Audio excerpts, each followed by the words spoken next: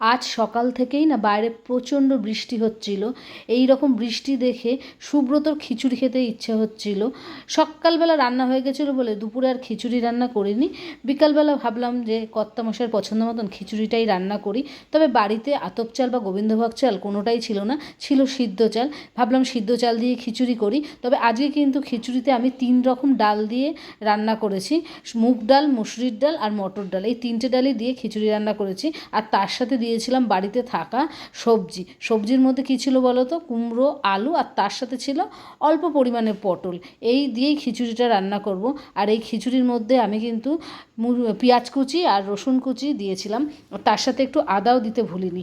সব কিছু দিয়ে নাড়িয়ে চাড়িয়ে প্রেশারের মধ্যে সবজিগুলো দিয়ে দিচ্ছিলাম। আর সিদ্ধ চাল দিয়ে খিচুড়ি করেছি বলে সিদ্ধ চালটা আগে একটু সিটি দিয়ে রেখে দিয়েছিলাম। তারপরে সব দিয়ে কড়াইটা ধুয়ে জল দিয়ে দিলাম। আর তারপর দিলাম হচ্ছিল নুন আর একটুখানি হলুদ। মশলা হিসেবে কিন্তু আমি জিরের গুঁড়ো, ধনের গুঁড়োও দিয়েছিলাম। প্রথমে সবজির মধ্যে ভাজার সময় দিয়েছিলাম, পরে আবার প্রেশার কুকারের মধ্যে একটুখানি দিয়ে ভালোভাবে নাড়িয়ে চাড়িয়ে বাড়িতে কিছু দেখলাম ভিজানো ছোলা রয়েছে, সেগুলোকেও দিয়ে দিলাম যাতে একটু স্বাদটা বাড়ে। তারপরে প্রেশারের মুখটা দিয়ে দিলাম।